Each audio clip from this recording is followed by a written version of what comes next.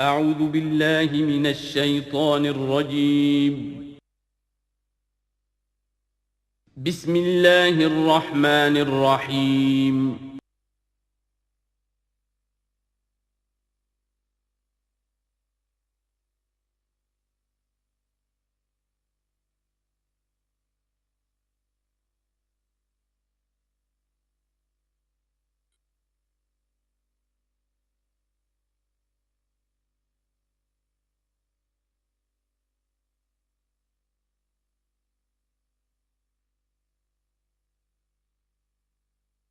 والصلاة والسلام على عباده الذين اصطفى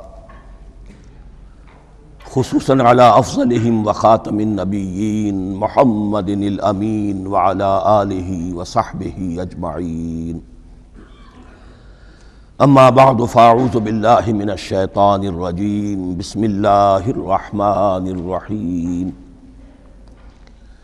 الحمد لله رب العالمين الرحمن الرحيم مالك يوم الدين إياك نعبد وإياك نستعين اهدنا الصراط المستقيم صراط الذين أنعمت عليهم غير المغضوب عليهم ولا الضالين آمين. رب اشرح لي صدري ويسر لي امري واحلل عقدة من لساني يفقهوا قولي. اللهم ربنا الهمنا رشدنا واعذنا من شرور انفسنا. اللهم ارنا الحق حقا وارزقنا اتباعه وارنا الباطل باطلا وارزقنا اجتنابه. اللهم ربنا يسر لنا امورنا كلها واتمم لنا بالخير وتقبل منا فإنك خير المتقبلين. آمین یا رب العالمین. ابھی میں نے سورہ فاتحہ کی تلاوت کی ہے اور آپ نے سماعت فرمائی. یہ سورہ مبارکہ مصحف کے اعتبار سے تو پہلی سورت ہے ہی، سب کو معلوم ہے، لیکن یہ بھی نوٹ کر لیجئے کہ یہ نزول کے اعتبار سے بھی سب سے پہلی مکمل سورت جو حضور پر نازل ہوئی وہ یہی ہے. اس سے قبل متفرق آیات نازل ہوئیں. 5 آیتیں سورہ علق کے آغاز میں، کچھ آیتیں سورہ قلم یا سورہ نون کے آغاز میں، کچھ آیتیں سورہ مزمل کی ابتدا کی، کچھ آیتیں سورہ مدثر کے آغاز کی. 5ویں وحی تقریباً اس پر اجماع ہے کہ یہ سورۃ الفاتحہ کی ہے اور یہ مکمل سورت ہے جو حضور پر نازل ہوئی. سورۃ الفاتحہ کے معنی ہوئے افتتاحی سورت. فتح یفتح کے معنی ہے کھولنا. مفتاح کنجی کو کہتے ہیں، چابی کو. تو یہ اوپننگ سورہ آف دی قرآن، قرآن حکیم کی افتتاحی صورت. ویسے جیسا کہ میں تعارف قرآن کے ضمن میں عرض کر چکا ہوں، عربوں کا یہ مزاج تھا کہ جس چیز سے انہیں خصوصی محبت ہوتی تھی اس کے بہت سے نام رکھتے تھے. اس کے بھی بہت سے نام ہیں. سورۃ الفاتحہ سب سے عام ہے، لیکن الکافیہ، الشافیہ، ام القرآن، اساس القرآن، کم سے کم یہ 4 نام تو میں سمجھتا ہوں کہ ہر مسلمان کو مزید معلوم ہونے چاہیے، اور بھی بہت سے نام. اس سورہ مبارکہ کی بالاتفاق و بالاجماع 7 آیتیں ہیں، اگرچہ ان کی ترتیب میں کچھ اختلاف ہے. ایک رائے یہ ہے، اور یہ رائے امام شافعی کی بھی ہے اور بصرہ کے جو قراء تھے ان کی بھی ہے، کہ آیت بسم اللہ بھی سورہ فاتحہ میں شامل ہے، اس کا جز ہے. وہ اس کو شامل کر کے پھر 7 آیتیں بناتے ہیں. تو آخری جنہیں ہم 2 آیتیں سمجھتے ہیں، صراط الذین انعمت علیہم غیر المغضوب علیہم ولا الضالین، وہ ان کے نزدیک ایک آیت ہے. تو گویا کہ نتیجہ یہ نکلا کہ آیتوں کی تعداد 7 ہی رہتی ہے. امام ابو حنیفہ رحمۃ اللہ علیہ کا موقف اور کوفے کے جو قراء تھے ان کا بھی موقف یہ ہے کہ آیت بسم اللہ نہ سورہ فاتحہ کا جز ہے نہ کسی اور سورت کا جز ہے، سوائے ایک مقام پر جہاں حضرت سلیمان علیہ السلام کا خط جو ہے نقل ہوا ہے، جو انہوں نے ملکہ سبا کو لکھا تھا انہو من سلیمان و انہو بسم اللہ الرحمن الرحیم. تو قرآن کے متن میں صرف اسی جگہ پر یہ آیت شامل سمجھتے ہیں، باقی یہ صرف علامت کے طور پر کہ یہاں سے ایک نئی صورت شروع ہو رہی ہے درج کی گئی ہے. اس سورہ مبارکہ کو الصلاح قرار دیا گیا ایک حدیث میں. اس کا جو اسلوب ہے وہ دعا کا ہے، اور دعا کے ساتھ اس کی جو مناسبت ہے، اور پھر اسی کی وجہ سے ہماری نماز کا یہ جزو لا ینفک بنا دیا گیا. بلکہ ایک حدیث جو میں آپ کو سناؤں گا اس میں اسی کو نماز قرار دیا گیا، الصلاح یہی ہے.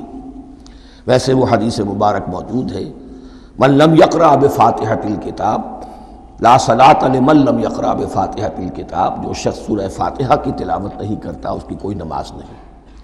اس کے حوالے سے بھی ہمارے ہاں دو مسلک ہیں، ذکر صرف اس لیے کر رہا ہوں کہ آپ کے علم میں ہو، ان میں کوئی بنیادی فرق نہیں ہے. کسی بھی ایک رائے کا انسان قائل اور حامل ہو سکتا ہے بغیر اس کے کہ دوسرے کو بالکل غلط قرار دے، بلکہ یہ کہ اس کے لیے بھی گنجائش اپنے ذہن میں اور اپنے دل میں رکھے. اور دوسری آیت یہ ہے کہ اس کا حصہ نہیں ہے. اسی اعتبار سے یہ کہ یہ سورہ مبارکہ نماز میں پڑھی جانی ضروری ہے. لا صلاۃ لمن لم یقرأ بفاتحۃ الکتاب. البتہ یہ اختلاف ہے، یہ بات جو میں ذکر کر رہا تھا جو ذہن سے نکل گئی، کہ آیا مقتدی جو ہے امام کے پیچھے کھڑا ہو کر جب نماز پڑھ رہا ہو تو کیا اس صورت میں بھی اس کے لیے لازم ہے کہ سورہ فاتحہ پڑھیں؟ اس میں دو رائے ہو گئی، بلکہ تین. ایک رائے انتہائی ہے اور وہ فقہ حنفی کی طرف منسوب ہے کہ اگر آپ امام کے پیچھے مقتدی کی حیثیت سے نماز پڑھ رہے ہیں تو کسی بھی رکعت میں آپ سورہ فاتحہ نہیں پڑھیں گے. ایک دوسری بالکل برعکس رائے ہے، وہ امام شافعی رحمۃ اللہ علیہ کی ہے کہ ہر حالت میں چاہے امام جہری رکعت پڑھا رہا ہو جس میں وہ بلند آواز سے سورہ فاتحہ پڑھ رہا ہو، اور چاہے وہ سری رکعت ہو، ہر حالت میں مقتدی کو بھی پڑھنی ہے. ایک تیسری رائے بین بین ہے، وہ امام مالک کی ہے رحمۃ اللہ علیہ، کہ جو سری رکعت ہے جس میں کہ امام بھی خاموشی سے پڑھ رہا ہے مقتدیوں کو بھی پڑھنی چاہیے. جو جہری رکعت ہے جس میں کہ امام بلند آواز سے پڑھ رہا ہے اس میں مقتدیوں کو خاموش رہ کر پوری توجہ جو ہے سننے پر صرف کر دینی چاہیے. اذا قرئ القرآن فاستمعوا له وانصتوا. جب قرآن پڑھا جا رہا ہو تو پوری توجہ اس کے پڑھنے پر مرکوز کر دو اور خود خاموش رہو. میرے اپنی رائے میں یہ تیسری رائے سب سے زیادہ صائب ہے اور اس میں کسی طرح کی بھی کوئی پیچیدگی پیدا نہیں ہوتی. بہرحال اس سورہ مبارکہ کا جو اسلوب ہے میں نے عرض کیا دعائیہ ہے. البتہ قرآن مجید کے علم اور حکمت کے اعتبار سے، اس کے فلسفے کے اعتبار سے ایک بات سمجھ لینی چاہیے. قرآن کا فلسفہ یہ ہے کہ بنیادی ہدایت ہر انسان کے دل میں موجود ہے بالقوہ، پوٹینشلی. یہ جو قرآن مجید یا اللہ کی کتابیں نازل ہوتی ہیں یہ انہیں ایکٹیویٹ کرتی ہیں، وہ اندر کی جو ڈورمنٹ کانشسنس ہے، خوابیدہ شعور جو ہے اسے بیدار کر کے، اور پھر یہ کہ اسے اجاگر کرتی ہیں. ہر سلیم الفطرت انسان اور سلیم العقل انسان، دو سلامتی شرط ہیں. سلیم الفطرت، نیچر پرورٹڈ نہ ہو، فطرت مسخ نہ ہو گئی ہو، عقل سلیم ہو. ان دونوں چیزوں کا نتیجہ یہ نکلتا ہے کہ وہ انسان از خود، بغیر کسی وحی کی رہنمائی کے، بغیر کسی نبی کی تعلیم کے سے استفادہ کیے ہوئے از خود بھی کچھ حقائق تک پہنچ جاتا ہے. اور وہ حقائق کیا ہیں؟ نمبر ایک یہ کہ اس کائنات کا ایک خالق ہے اور وہ ایک ہے، اور وہ تمام صفات کمال سے متصف ہے. نمبر دو یہ کہ انسان کی زندگی صرف یہ زندگی نہیں ہے بلکہ ایک اور زندگی ہے کہ جس میں اس زندگی کے اعمال کے نتائج برآمد ہوں گے. یہ دو باتیں، اس کی زیادہ وضاحت کے ساتھ جو ہے اس کا تذکرہ آئے گا سورہ لقمان میں، جہاں حضرت لقمان کی شخصیت کا تذکرہ ہے. لیکن یہاں صرف یہ بات سمجھ لیجئے کہ قرآن کا فلسفہ یہ ہے کہ ہر انسان میں، ہر فرد نوع بشر میں جو اپنی ولادت کے وقت مسلم ہوتا ہے، حضور کی حدیث ہے کل مولود یولد علی الفطرہ ابواہ یحودانہ او ینصرانہ او یمجسانہ. ہر بچہ نوع انسانی کا فطرت اسلام پر پیدا ہوتا ہے، وہ فطرت کے اندر وہ ہدایت ودیت ہے۔ اب اگر وہ فطرت بس نہیں ہوئی اور عقل جو ہے وہ صحیح رخ پر کام کر رہی ہے تو ان دو حقائق تک وہ انسان خود پہنچ جائے گا۔ لیکن ان دونوں حقائق تک پہنچنے کے بعد اب وہ دست بستہ دعا کرے گا کہ اے رب اب مزید ہدایت تو مجھے عطا فرما۔ ایک تو یہ کہ میں کیا کروں کیا نہ کروں، میری عقل اس میں ٹھوکر کھا سکتی ہے، میں کسی اچھی چیز کو بری سمجھ سکتا ہوں، کسی بری کو اچھی سمجھ سکتا ہوں، تو مجھے صحیح راستہ، صحیح راہ ہدایت پر چلا۔ یہ دعا ہے جو انسان کرتا ہے جبکہ وہ ایمان باللہ اور ایمان بالآخرہ تک خود پہنچ چکا ہوتا ہے، اور یہ سمجھتا ہے کہ صحیح زندگی کا رخ یہی ہے کہ جس رب کو میں نے پہچانا ہے کہ وہ اس کائنات کا خالق ہے اور مالک ہے اور رب ہے، میں اس کی بندگی کروں، اس کی اطاعت کروں، اس کا حکم مانوں، اس کے راستے پر چلوں۔ لیکن وہ راستہ کون سا ہے؟ اس کے لیے پھر دست بدعا ہوتا ہے کہ پروردگار تو میری رہنمائی فرما۔ یہ مقام ہے کہ جہاں آپ سمجھ لیجئے اپنے آپ کو بھی آج اس جگہ پر تصور کرتے ہوئے پھر اس سورہ مبارکہ کو پڑھیے کہ آپ اس مقام پر اللہ کے فضل و کرم سے پہنچ چکے ہیں کہ اللہ کو آپ نے پہچان لیا اور اس کی توحید کو جان لیا، اس کی جملہ صفات کمال سے آپ واقف ہو گئے۔ آپ یہ بھی جان گئے کہ بڑھ کر اس کے حضور میں حاضر ہونا ہے اور وہ حساب کتاب لے گا۔ پھر آپ نے یہ عہد بھی کر لیا کہ اب زندگی گزارنی ہے اس رب کی بندگی میں، اسی کی فرما برداری میں۔ اب یہاں کھڑے ہو کر آپ پوچھتے ہیں کہ اللہ مجھے وہ تفصیلی ہدایت عطا فرما، ایسا نہ ہو کہ کبھی میں کسی راستے پر چلتا ہوا کسی پگڈنڈی پر مڑ جاؤں اور وہ تھوڑی سی جو ڈیوییشن ہو میرے راستے کی وہ میری عاقبت کو برباد کر دے۔ یک لحظہ غافل گشتم و صد سال راہم دور شد، اس لیے کہ ہوتا یہی ہے سیدھے راستے سے ذرا سی کوئی پگڈنڈی جو ہے تھوڑے سے اینگل پر نکلی ہے، لیکن جب چلتے جائیں گے آپ تو جتنے آگے بڑھیں گے اس پر، اس راہ صراط مستقیم سے آپ اتنے ہی زیادہ دور ہوتے چلے جائیں گے۔ یہ ہے قرآن مجید کی حکمت اور فلسفے کے اعتبار سے اس سورہ مبارکہ کا مقام۔ اب آئیے ہم بسم اللہ کرتے ہیں۔ بسم اللہ الرحمن الرحیم، شروع کرتا ہوں میں اللہ کے نام سے جو رحمان اور رحیم ہے۔ اس پر کچھ گفتگو ہو چکی ہے تعارف قرآن کے ضمن میں کہ رحمان اور رحیم دو نام ہیں کہ جو رحمت کے مادے سے نکلتے ہیں۔ رحمان میں اللہ تعالیٰ کی رحمت کا جوش، ہیجانی کیفیت، طوفانی کیفیت، اور رحیم میں اللہ تعالیٰ کی رحمت کا دوام اور تسلسل۔ یہ دونوں کیفیات اللہ کی رحمت میں بیک وقت موجود ہیں، جس کا ہم تصور نہیں کر سکتے۔ ہم سمندر کو دیکھتے ہیں، متلاطم سمندر ہے، اس میں ہیجان ہے، طوفان ہے۔ دریا کو دیکھتے ہیں کہ وہ سکون کے ساتھ چل رہا ہے، خاموشی سے چل رہا ہے، بہہ رہا ہے، بس تسلسل کے ساتھ بہہ رہا ہے۔ ہم ان دونوں کیفیات کو علیحدہ دیکھتے ہیں تو ہمارا ذہن ان دونوں کو بیک وقت اس کا تصور نہیں کر سکتا، تخیل ممکن نہیں۔ لیکن اللہ کی رحمت کی یہ دونوں شانیں مستقلاً ہر وقت موجود ہیں بیک وقت، اسی لیے ان دونوں کے درمیان کہیں حرف عطف نہیں آئے گا۔ بسم اللہ الرحمن الرحیم، الحمدللہ رب العالمین۔ کل حمد، اور حمد کو ذہن میں رکھ لیجئے، حمد مساوی ہے تعریف جمع شکر۔ عام طور پر ترجموں میں ایک لفظ لایا جاتا ہے، کل تعریف اللہ کے لیے، یہ کافی نہیں ہے۔ تعریف آپ کسی شے کی کر سکتے ہیں جس میں کوئی حسن ہے، خوبی ہے، کسی بھی اعتبار سے، خواہ آپ کو اس کے حسن و خوبی سے کوئی فائدہ حاصل نہیں ہو رہا۔ ایک پھول ہے، بہت خوبصورت ہے، بس ٹھیک ہے، خوبصورت ہے، آپ نے کہا، تعریف کر دی۔ شکر کرتے ہیں آپ اس شے کا جس سے آپ کو کوئی فائدہ پہنچا ہو، استفادہ ہوا ہو، آپ کی کوئی ضرورت پوری ہوئی ہو، آپ کی کوئی مشکل رفع ہوئی ہو۔ اور آپ دیکھیں گے کہ حمد میں یہ شکر کا پہلو غالب ہے۔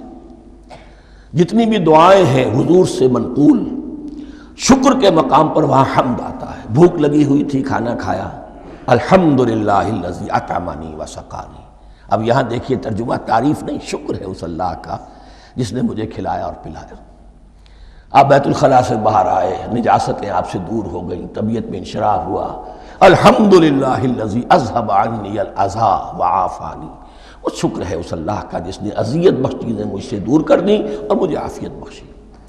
تو یہ الحمدللہ رب العالمین، اللہ تعالیٰ کا حسن و کمال اور حسن و جمال اپنی جگہ بھی اس انتہا کا ہے کہ جتنی تعریف اس کا حق ہے ہم کر ہی نہیں سکتے، لیکن اس کے احسانات اور انعامات ہم پر اتنے ہیں کہ ہم ان کو بھی گن نہیں سکتے، لہذا ایک ہی احصاء ہم نے کر دیا الف لام کے ساتھ، الحمدللہ رب العالمین، تمام تعریفیں اور کل شکر اللہ کے لیے ہیں کہ جو تمام جہانوں کا پروردگار ہے، رب ہے، مالک ہے۔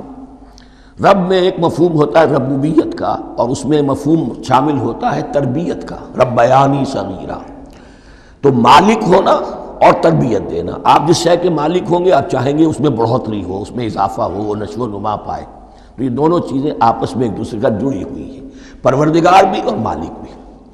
عام طور پر عربی میں رب کا لفظ مالک کے لیے آتا ہے، رب البیت، رب الدار، رب المال، تو مالک وہاں پر ظاہر بات ہے کہ اس سے مراد کیا ہے، مال والا، گھر والا، گھر کا مالک۔ تو کل شکر اور کل تعریف اس اللہ کے لیے ہے جو تمام جہانوں کا مالک بھی ہے اور پروردگار بھی ہے۔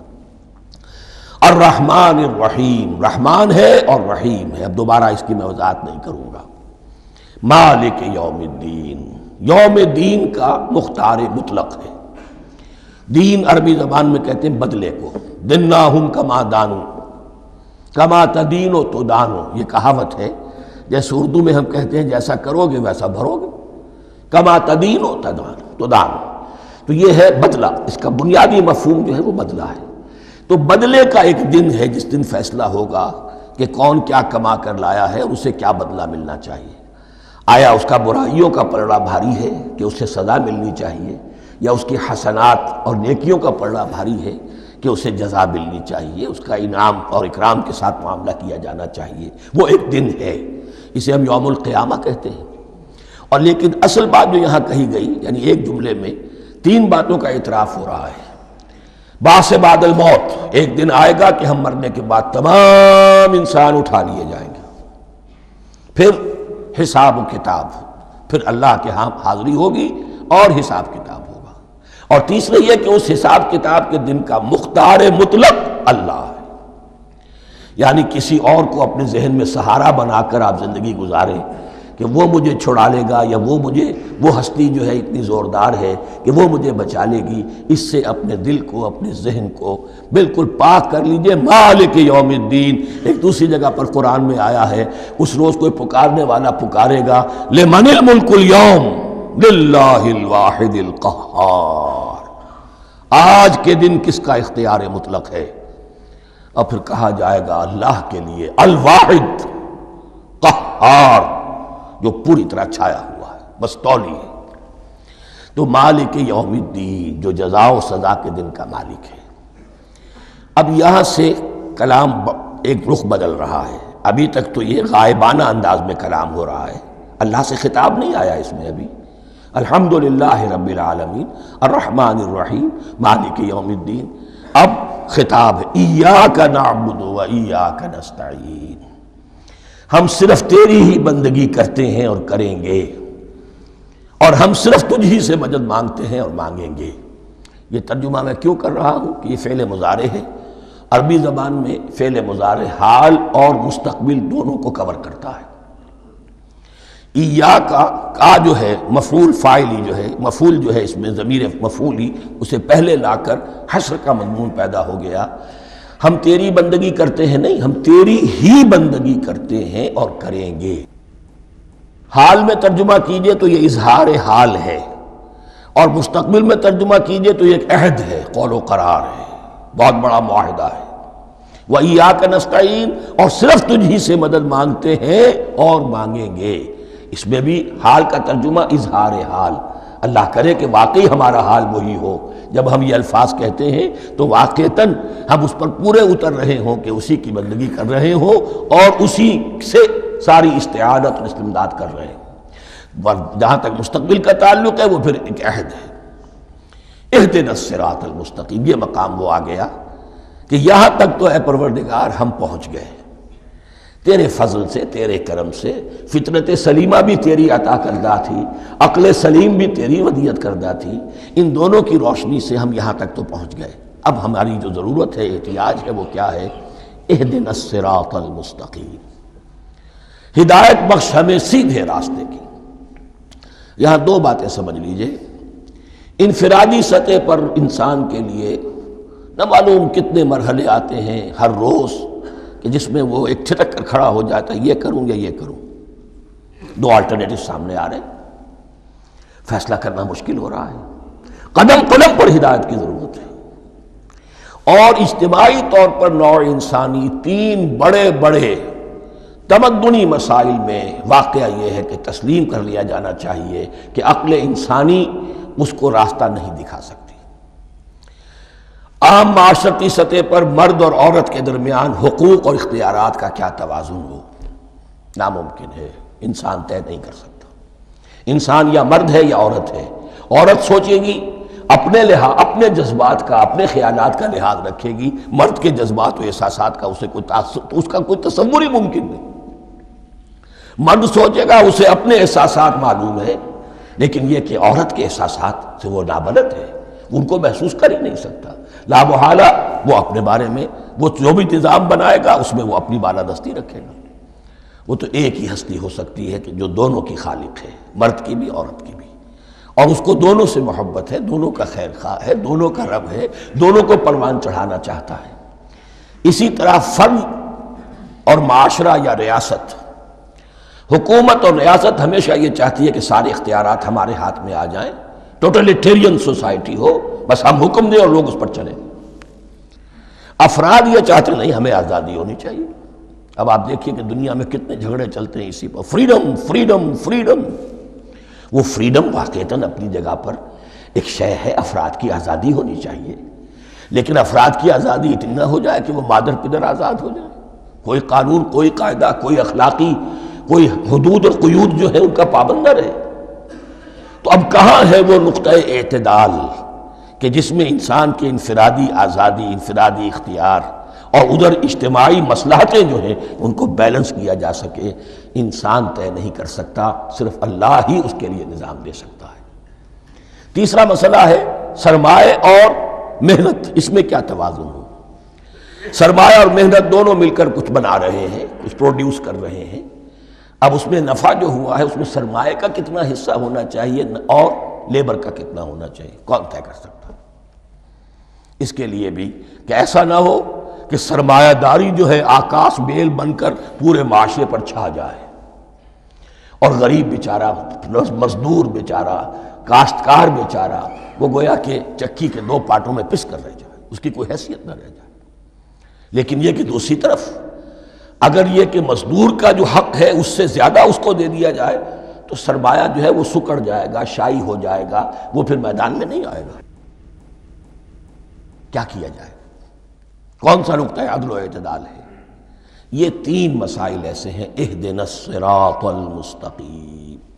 تو یوں سمجھیے کہ ایک جو بنیادی ہدایت تھی، ایک اللہ کو پہچان لینا، یہ جان لینا کہ کل حسن و جمال اور تمام انعام و اکرام کا منبع اس کی ذات ہے، وہ رحمان ہے اور رحیم ہے، اور یہ جان لینا کہ مرنے کے بعد جی اٹھنا ہے، حساب کتاب ہے، فیصلہ ہوگا جزا و سزا کا، اور مختار مطلق اس دن کا اللہ ہے۔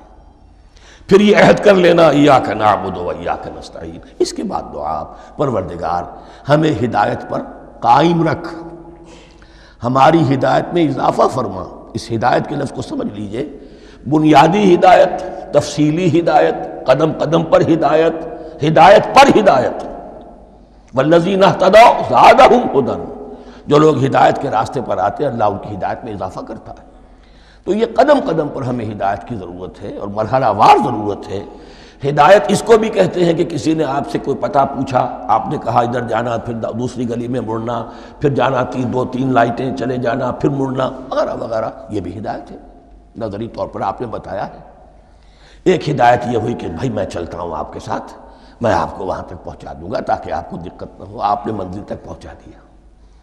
ان دونوں کے درمیان، یہ تو میں نے ایک فرد کی مثال دی ہے، اللہ اور بندے کے درمیان نہ معلوم کتنے مراحل ہیں ہدایت کے۔ تو کسی وقت بھی انسان اپنے آپ کو ہدایت خداوندی سے مستغنا نہیں سمجھ سکتا، اور نہیں تو پروردگار جو ہدایت دی ہے اس پر ہدایت پر قائم رکھ۔ کیا پتہ شیطان کا کوئی حملہ کیا پتہ ہمارے نفس کی کوئی شرارت کسی ایسے رخ پر ہمیں ڈال دے کہ اب تک کی ساری کمائی بھی ضائع ہو جائے۔ لہذا یہ نہ سمجھیے کہ جب یہ ساری چیزیں ان کو معلوم تھی، ان چیزوں کا تو اقرار کر رہے تو اب ہدایت کون سی مانگ رہے ہیں؟ تو ہدایت کا تو بڑا میدان کھلا ہوا ہے، اور اس ہدایت کی وہ جو میں نے آخری شکل آپ کو بتائی ہے کہ منزل مقصود تک پہنچا دے، یہ ہدایت بھی قرآن مجید میں اس معنی میں بھی لفظ آیا ہے کہ اہل جنت جب جنت میں داخل ہوں گے تو جو ترانہ حمد ان کی زبان پر اس وقت ہوگا وہ کیا ہے؟ الحمدللہ الذی ہدانا لہذا وما کننا لنہتدی لولا ان ہدانا اللہ۔ کل شکر اس اللہ کا جس نے ہمیں یہاں تک پہنچا دیا، ہدایت دی یہاں تک پہنچا دیا، اور ہم ہرگز نہ پہنچ پاتے، ہم ہرگز ہدایت یافتہ نہ ہو سکتے اگر اللہ ہی ہمیں ہدایت نہ دیتا۔ اہدنا الصراط المستقیم، سیدھا راستہ، صراط الذین انعمت علیہم، اب اس کی مزید وضاحت ہے، راستہ اس کا ان لوگوں کا جن پر تیرا انعام ہوا۔ یہ کون لوگ ہیں؟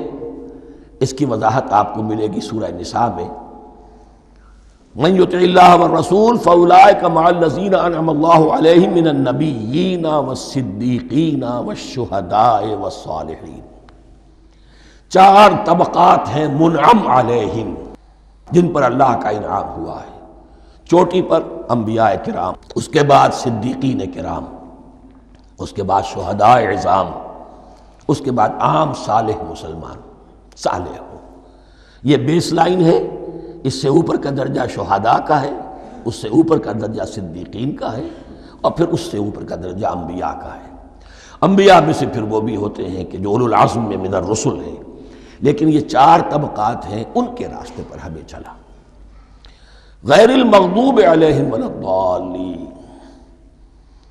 جو مغضوب علیہم نہیں ہوئے، جن پر تیرا غضب نہیں ہوا، اور غضب ہوتا ہے ان پر کہ جو ہدایت کے واضح ہونے کے بعد ہدایت کو ترک کر دیں، وہ ہے مغضوب علیہم۔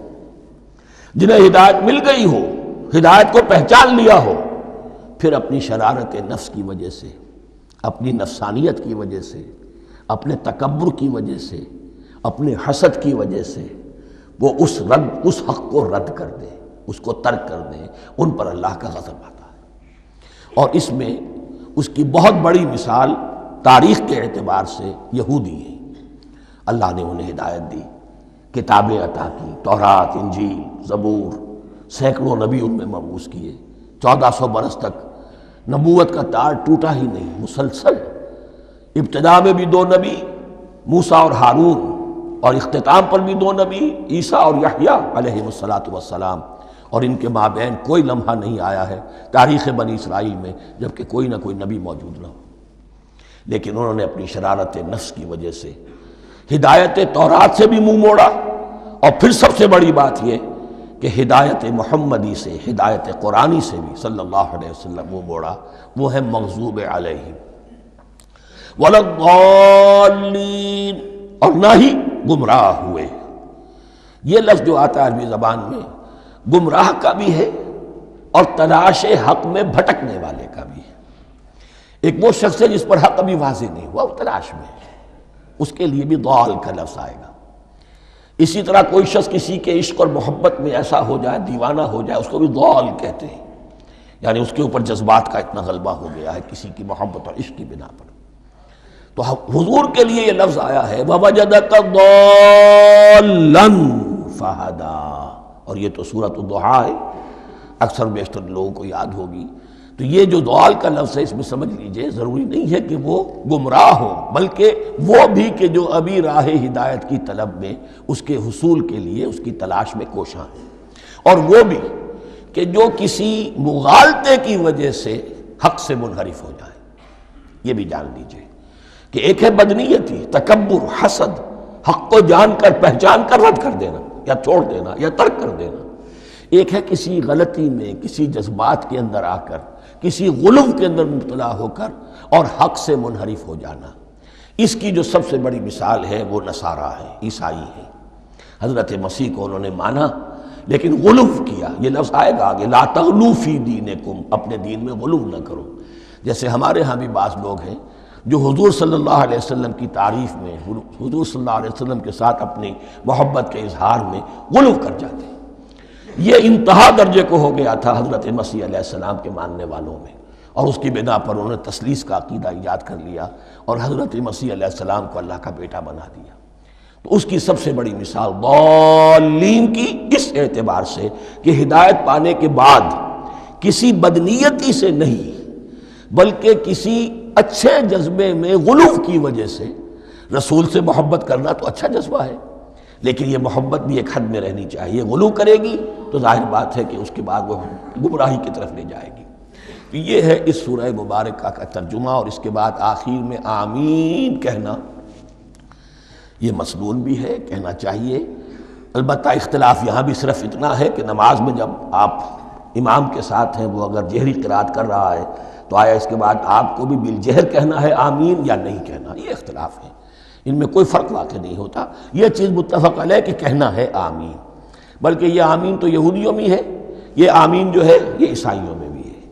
ان کی بھی جو پریئر لارڈس پریئر ہے اس کے بعد آمین، وہ آمین کہتے ہیں، وہ فرق وہ لفظ ایک ہی ہے، اس لیے کہ عبرانی زبان اور عربی زبان یا تو ہم یہ کہہ سکتے ہیں کہ دونوں بہنیں ہیں، کوئی ایک مشترک زبان تھی ان کی ماں جس کی یہ دو بیٹیاں ہیں، اور یا یہ کہنا پڑے گا کہ عربی زبان کی ماں جو ہے وہ عبرانی زبان ہے۔ بہرحال بڑا قریبی رشتہ عربی کا اور عبرانی کا ہے، اس اعتبار سے وہ آمین۔ اب آپ کو معلوم ہے ہم السلام علیکم وہ کہتے ہیں، وہ سلام کہتے ہیں، فرق کیا ہے؟ وہ تو تلفظ کا فرق ہے۔ اسی طریقے سے اور بہت سے الفاظ ہیں، میں بعد میں بتا۔ اب میں اس سورہ مبارکہ کے بارے میں خاص حدیث آپ کو سنانا چاہتا ہوں، اور اسی سے در حقیقت جو امام ابو حنیفہ کا موقف ہے رحمۃ اللہ علیہ، اس کی حقانیت مزید مبرہن ہو جائے گی۔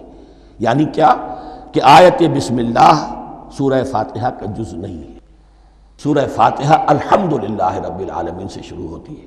وہ میں آپ کو بتانا بھول گیا کہ جن کے نزدیک یہ سورت کا جز ہے وہ پھر جہری قرات میں بسم اللہ الرحمن بھی بلند آواز سے کہیں گے، اور جن کے نزدیک یہ سورہ فاتحہ کا جز نہیں ہے وہ نہیں کہیں گے، وہ الحمدللہ رب العالمین سے قرات کریں گے۔ تو کوئی فرق نہیں ہے بنیادی۔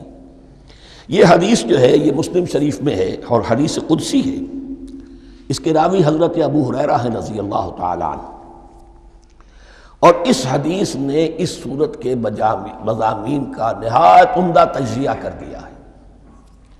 حدیث کے الفاظ سن لیجئے، قسمت الصلاۃ بینی و بین عبدی نصفین۔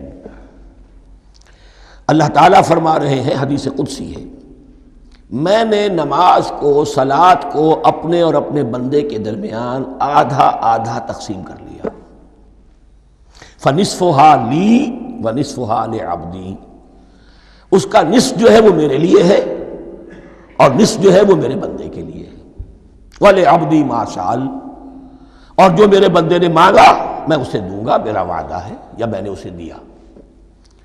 اس کے بعد اس کی تفصیل آتی ہے، اذا قال العبد، جب بندہ کہتا ہے الحمدللہ رب العالمین، قال اللہ حمدنی عبدی، جب بندہ کہتا ہے الحمدللہ رب العالمین، اللہ فرماتا ہے میرے بندے نے میری حمد کی۔ وَإِذَا قَالَ الرَّحْمَنِ الرَّحِيمِ قَالَ اللَّهُ اثْنَى عَلَيَّ عَبْدِي، جب بندہ کہتا ہے الرحمن الرحیم، اللہ فرماتا ہے میرے بندے نے میری ثنا کی۔ وَإِذَا قَالَ مَالِكِ يَوْمِ الدِّينِ قَالَ اللَّهُ تَعَالَى مَجَّدَنِي عَبْدِي، میرے بندے نے میری تمجید بیان کی، میری بزرگی بیان کی۔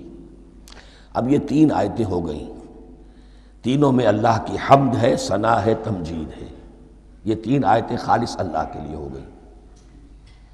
اب چوتھی آیت آئی، ایاک نعبد و ایاک نستعین، اس کے بارے میں جب بندہ کہتا ہے اذا قال العبد ایاک نعبد و ایاک نستعین، قال اللہ تعالی ھذا ما بینی و بین عبدی ولعبدی ما سأل، یہ میرے اور میرے بندے کے درمیان ہے۔ یہ تو یوں سمجھئے کہ یہ گرہ لگ گئی ہے میرے اور میرے بندے کے مابین، اس نے مجھ سے قول و قرار کیا ہے، اس نے میری بندگی کا اعتراف کیا ہے، اس نے تسلیم کیا ہے کہ میری ہی بندگی کرتا ہے اور کرے گا، اور مجھ سے مدد چاہیے ہے۔ ھذا ما بینی و بین عبدی، یہ معاہدہ ہے، معاہدہ دو فریقوں کے مابین ہوتا، یہ میرے اور میرے بندے کے مابین ہے۔ وَلِعَبْدِي مَا سَأَلَ، اور میں نے اپنے بندے کو دیا جو اس نے مانگا، وہ میری مدد چاہتا ہے، میری مدد اس کے شامل حال رہے گی۔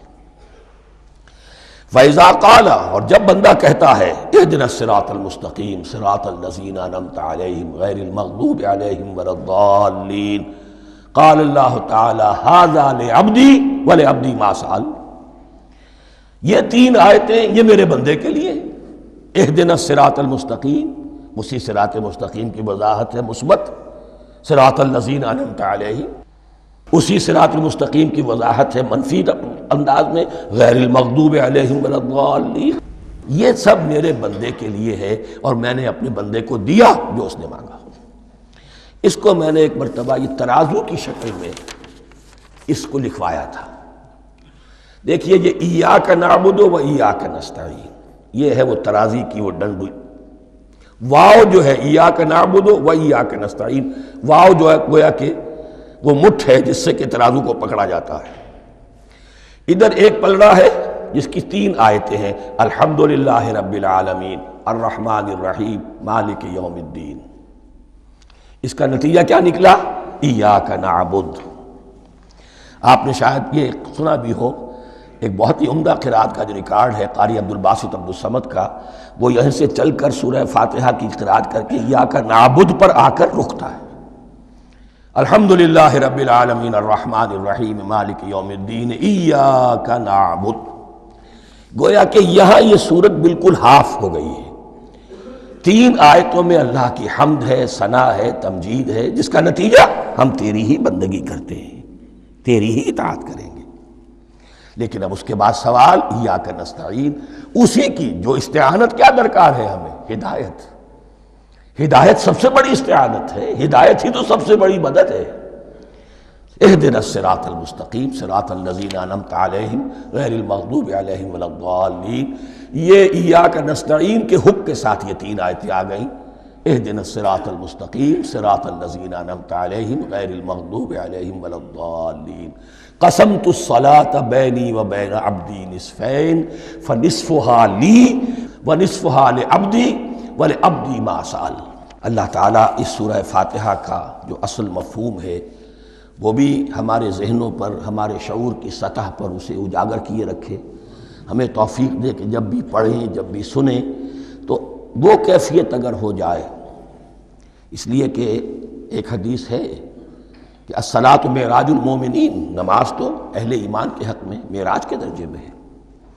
اس حوالے سے ہم یہ سمجھ سکتے ہیں کہ کوئی وقت ایسا آ سکتا ہے کہ انسان کو واقعتاً، روح انسانی واقعتاً اللہ کے یہ جواب سنے، انہونی بات نہیں ہے یہ، ہوتا ہے خطاب آخر، اٹھتا ہے حجاب آخر، کرتے ہیں خطاب آخر، یہ تو ہوتا ہے۔ مخاطبہ الہی، یہ تو میں نے عرض کیا کہ ثابت ہے، مخاطبہ، محادث اور تحدیث، اللہ بندوں سے کلام کرتا ہے۔ اب آئیے بسم اللہ الرحمن الرحیم، اب یہ سورہ بقرہ شروع ہو رہی ہے۔ سورۃ البقرہ جو 286 آیات پر مشتمل ہے، تقریباً 2.5 پاروں پر پھیلی ہوئی ہے۔ ہر شخص جانتا ہے کہ یہ قرآن حکیم کی حجم کے اعتبار سے سب سے بڑی سورت ہے، لیکن یہ معاملہ صرف حجم کا نہیں ہے۔ نبی اکرم صلی اللہ علیہ وسلم نے اسے سنام القرآن قرار دیا ہے۔ آپ نے فرمایا لکل شیء سنام، ہر چیز کی ایک چوٹی ہوتی ہے، جیسے اونٹ کا کوہان ہوتا ہے۔ وسنام القرآن البقرہ، سنام القرآن، قرآن کی چوٹی جو ہے وہ سورۃ البقرہ ہے۔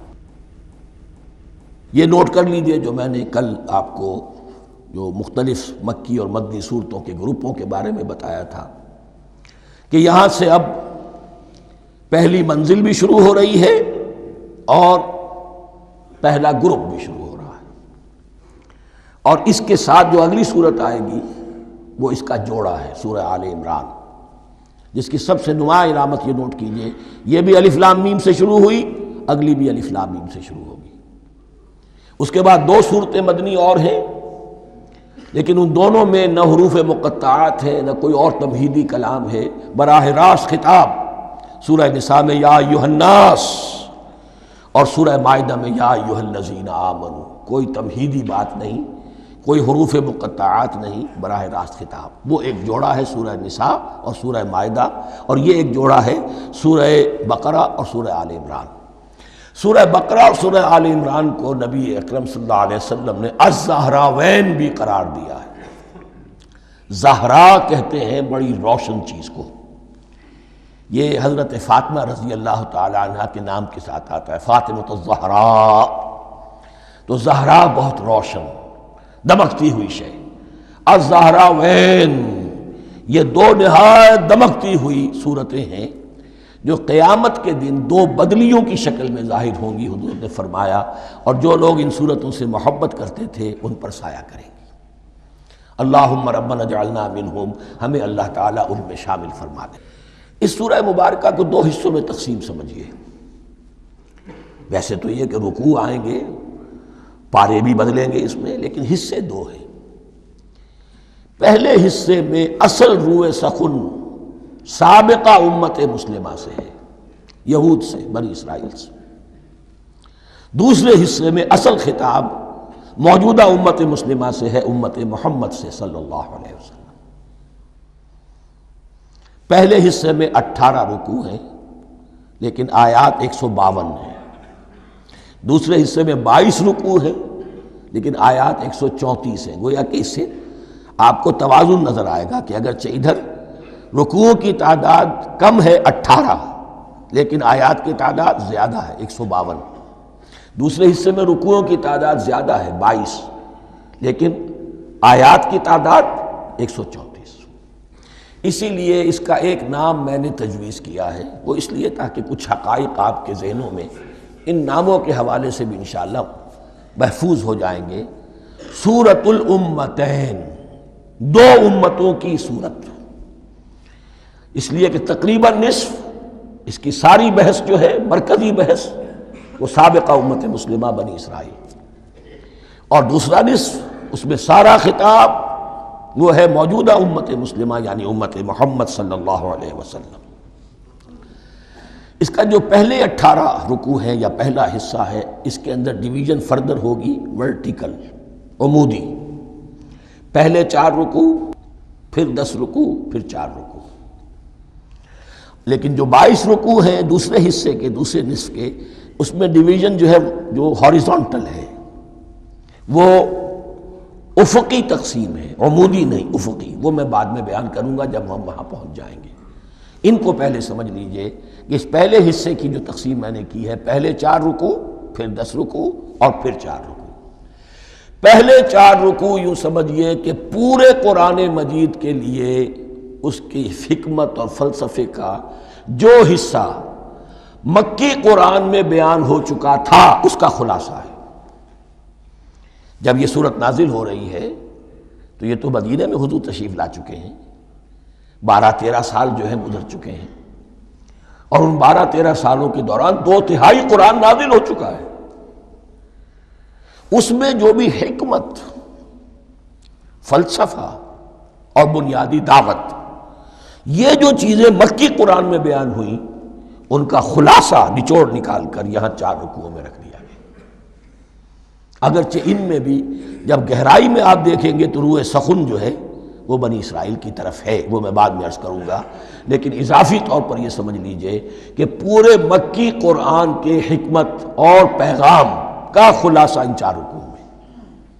پھر 10 رکوع ہے جن میں براہ راست خطاب ہے سابقہ امت مسلمہ، یا بنی اسرائیل۔ اس کے بھی 2 حصے ہیں۔ پہلے ایک رکوع میں دعوت ہے، بڑا انداز اس کا بڑا پیارا ہے، اس میں دعوت ہے، ایمان لاؤ محمد پر صلی اللہ علیہ وسلم۔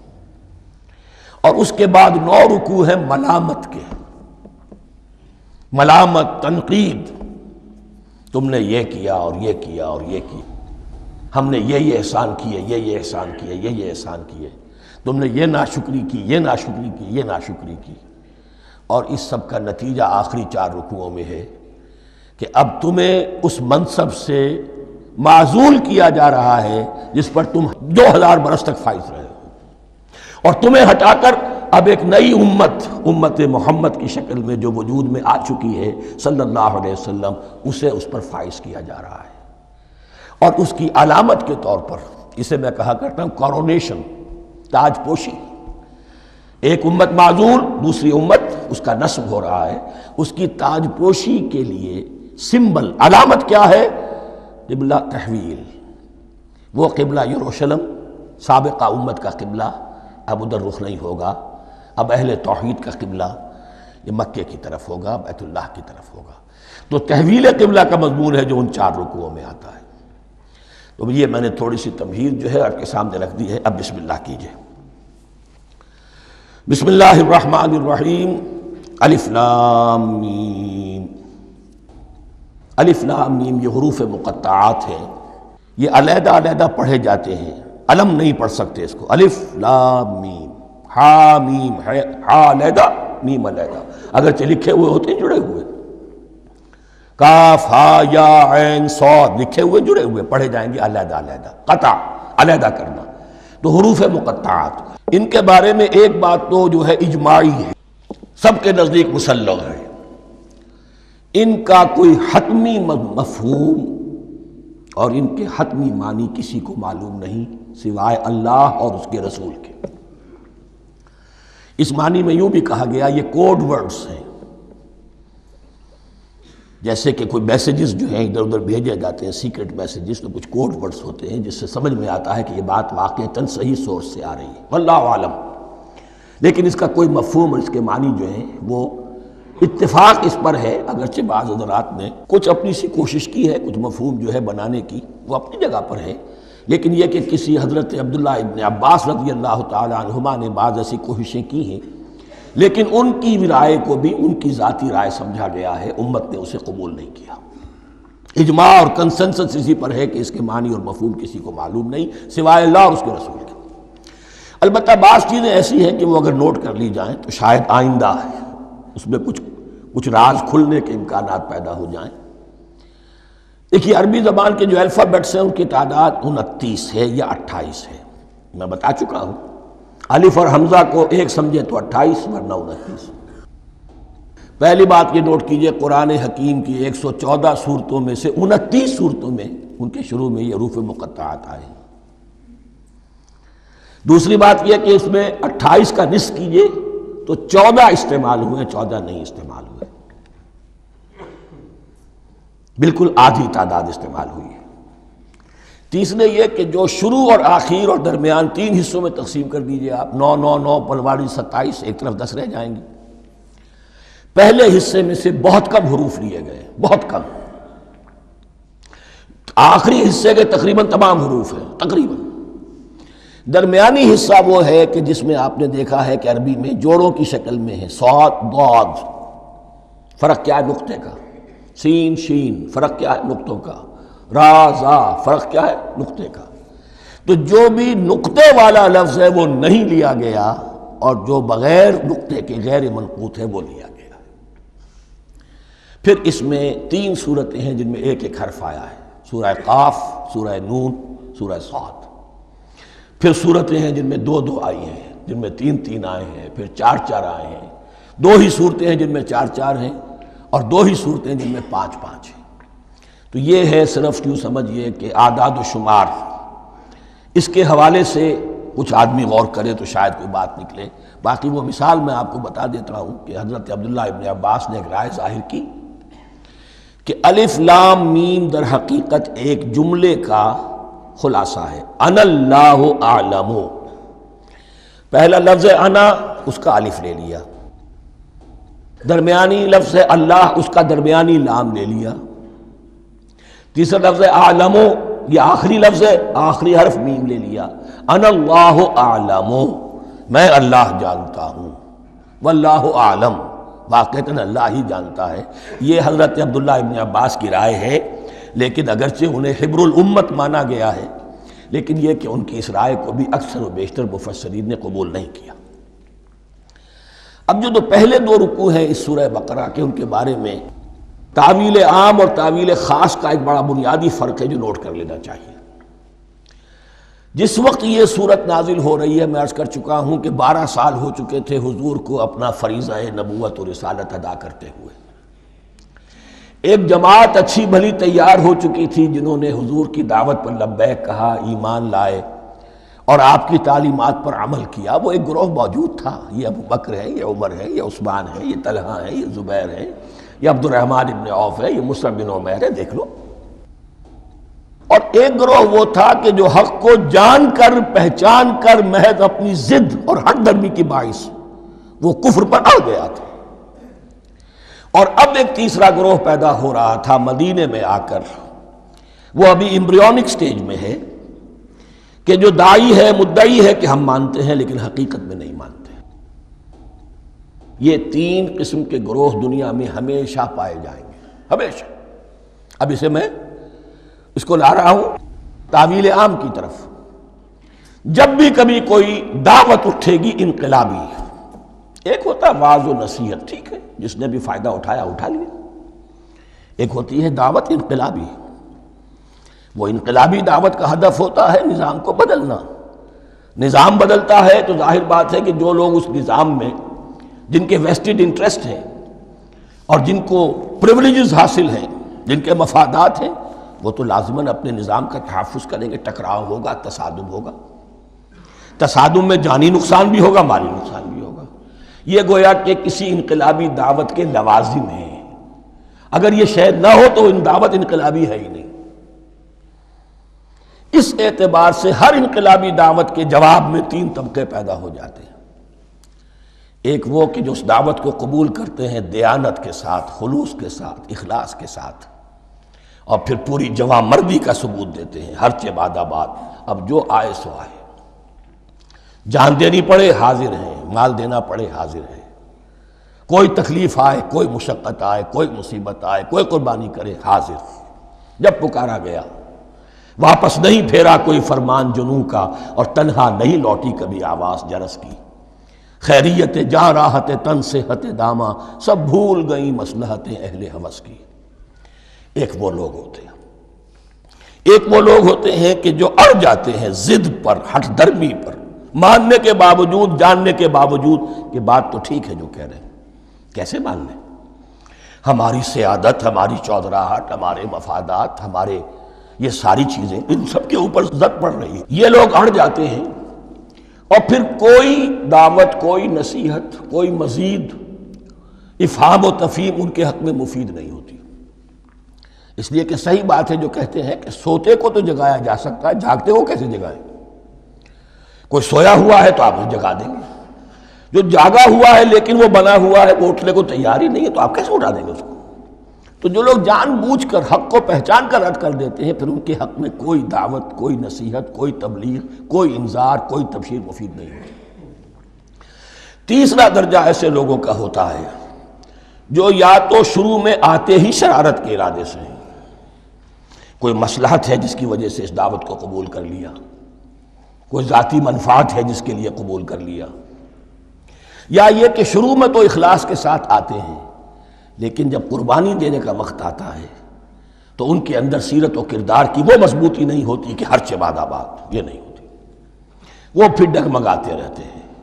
کبھی کچھ چلے پھر کہیں ٹھٹک کر رہ گئے، پھر کہیں کچھ چلے پھر ٹھٹک کر رہ گئے۔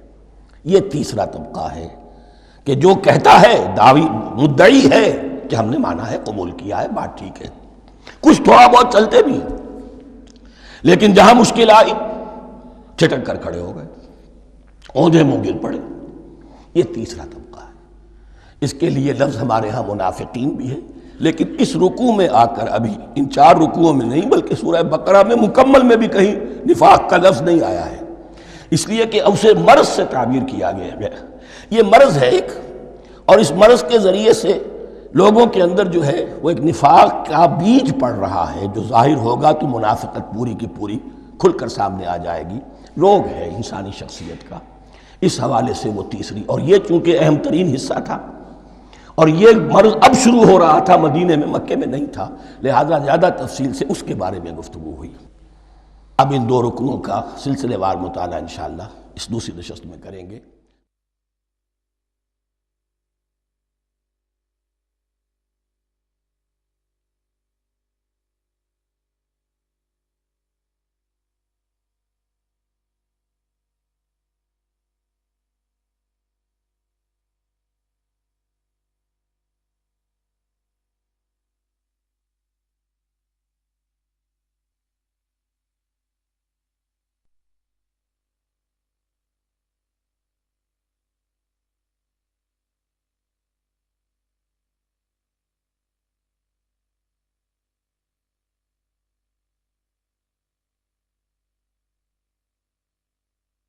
أعوذ بالله من الشيطان الرجيم.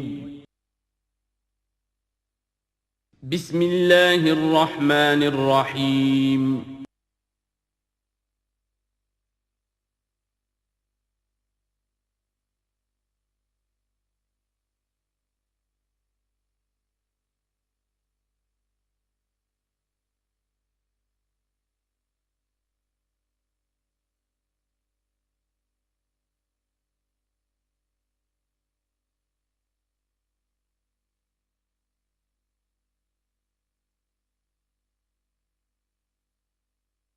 اعوذ باللہ من الشیطان الرجیم بسم اللہ الرحمن الرحیم الف لام میم ذالک الکتاب لا ریب فیہ صدق اللہ العظیم۔ الف لام میم حروف مقطعات ہیں جن کے بارے میں عرض کر چکا ہوں۔ ذالک الکتاب لا ریب فیہ، یہ وہ کتاب ہے اس میں کوئی شک نہیں۔ الکتاب اس لیے کہا گیا ہے کہ قرآن مجید کی پیشین گوئیاں اور خوشخبریاں سابقہ کتابوں میں موجود تھیں، اور چونکہ اس سورہ مبارکہ میں اصل خطاب کا رخ جو ہے وہ ہے سابقہ امت مسلمہ کی طرف، تو ذالک کتاب نہیں کہا گیا، ذالک کتاب لا ریب فیہ نہیں، ذالک الکتاب یہ وہ کتاب ہے، کتاب موعود ہے جس کی پیشین گوئیاں تورات اور انجیل میں موجود تھیں۔ لا ریب فیہ اس میں کوئی شک نہیں، حرف اورا ریب نئے، تبدیل نئے، یہی الفاظ آئے ہیں سورہ سجدہ کے شروع میں بھی، الف لام میم تنزیل الکتاب لا ریب فیہ رب العالمین، لا ریب فیہ من رب العالمین، فیہ ھدی للمتقین۔ فیہ دونوں طرف مل سکتا ہے، لا ریب فیہ اسے معانقہ کہتے ہیں، لا ریب فیہ پڑھیں گے تو ہدن سے شروع کر دیں گے، لا ریب پر ختم کر دیں گے تو فیہ ہدن للمتقین، یہ دونوں معنی درست ہوں گے۔ ہدن للمتقین یہ ہدایت ہے، رہنمائی ہے اہل تقویٰ میں جو بچنا چاہیں۔ تقویٰ کا اصل مفہوم سمجھ لیجئے، وقا یقی کسی کو بچانا، تقویٰ خود بچنا۔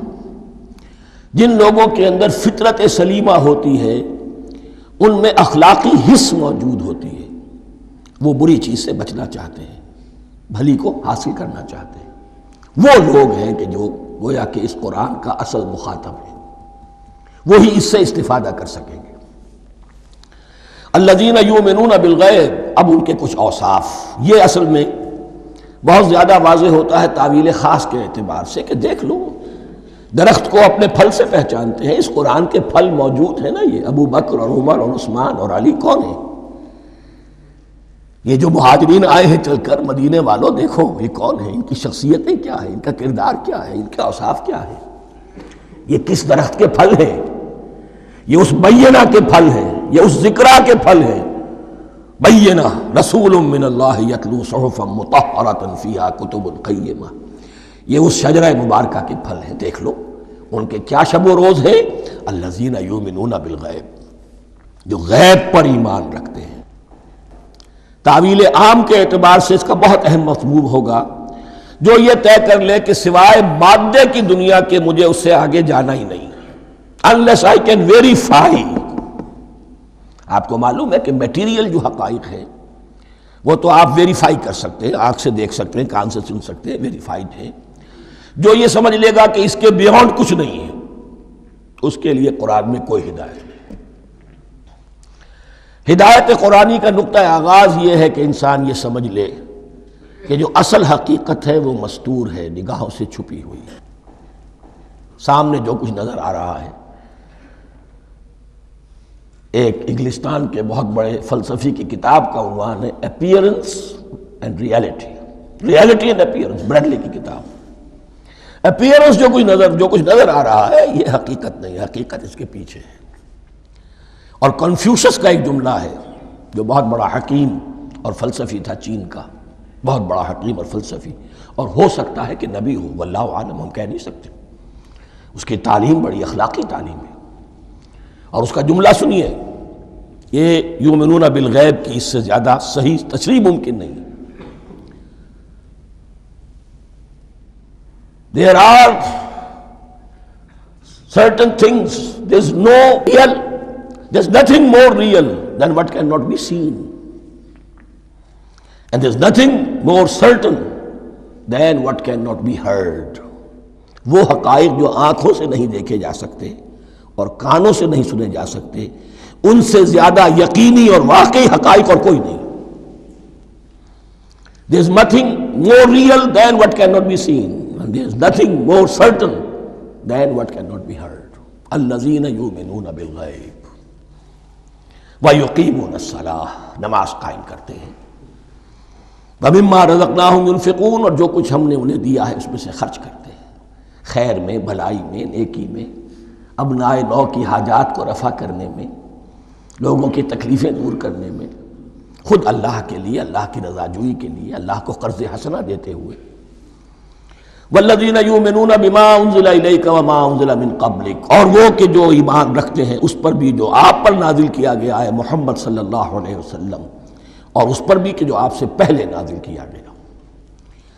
یہ بہت اہم الفاظ ہیں، اس لیے کہ عام طور پر آج کل ہمارے ہاں یہ خیال پھیلا ہوا ہے کہ یہ تورات اور انجیل کے پڑھنے کا کوئی فائدہ نہیں، کوئی ضرورت نہیں.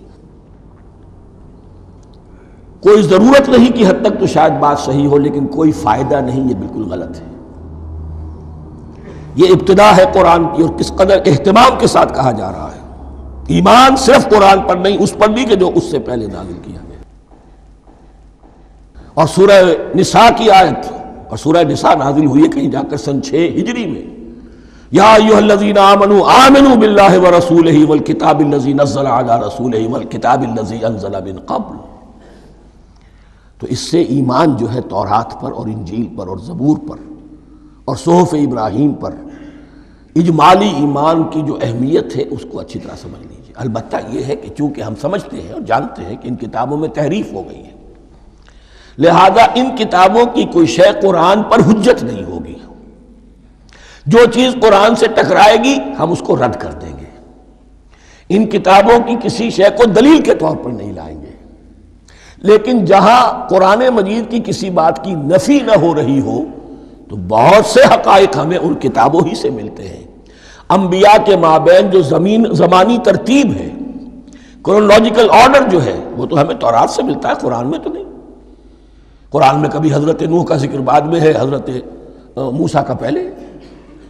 وہاں تو کسی اور پہلو سے ترتیب آتی ہے، لیکن وہاں ہمیں تاریخ ملتی ہے ابراہیم کی، اسحاق کی، یعقوب کی، انبیاء بنی اسرائیل کی، موسیٰ کی، عیسیٰ کی.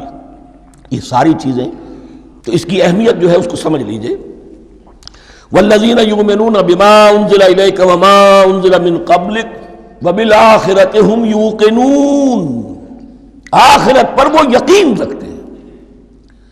نوٹ کرنے والی بات کیا ہے کہ باقی سب چیزوں کے لیے لفظ ایمان آیا، آخرت کے لیے ایقان. کیوں؟ واقعہ یہ ہے کہ انسان کے عمل کے اعتبار سے سب سے زیادہ مؤثر شے ایمان بالآخرہ ہے. ایمان بالآخرہ ہے تو عمل سیدھا رہے گا کہ ہاں مجھے جواب دہی کرنی ہے، جانا ہے، اٹھنا ہے، اللہ کے حضور حاضری ہے. اگر یہ یقین ہے تو عمل صحیح ہوگا. اس میں کمی ہو گئی تو توحید جو ہے وہ بھی بس ایک عقیدہ، ایک ڈوگما بن کے رہ جائے گی. ایمان بالرسالت بھی بدعات کو جنم دے گا. عید میلاد نبی منا لیجئے، اور کچھ عشقیہ اشعار کہہ دیجئے، نعتیہ اشعار کہہ دیجئے، اللہ اللہ خیر صلی اللہ، یہ ایمان بالرسالت کے مظہر ہوں گے. عمل انسان کا درست ہوتا ہے آخرت کے یقین کے ساتھ. وبالآخرۃ ھم یوقنون، آخرت پر انہی کا یقین ہے، انہی کا یقین ہے. یہ حصر بھی ہے اس اعتبار سے کہ یہودی میں مدعی تھے کہ ہم آخرت پر یقین رکھتے ہیں، یہاں کنٹراسٹ دکھایا جا رہا ہے، آخرت پر یقین رکھنے والے یہ لوگ ہیں. اور تعویل خاص کے اعتبار سے وہ لوگ موجود ہیں تمہاری نگاہوں کے سامنے. 13 برس کی محنت کی کمائی محمد الرسول اللہ صلی اللہ علیہ وسلم کی، اس کتاب کی، یتلو علیہم آیاتہ ویزکیہم ویعلمہم الکتاب والحکمہ، اس کا جو نتیجہ ہے وہ تمہارے سامنے. اولئک علی ھدی من ربہم، یہ وہ لوگ ہیں جو اپنے رب کی طرف سے ہدایت پر ہیں.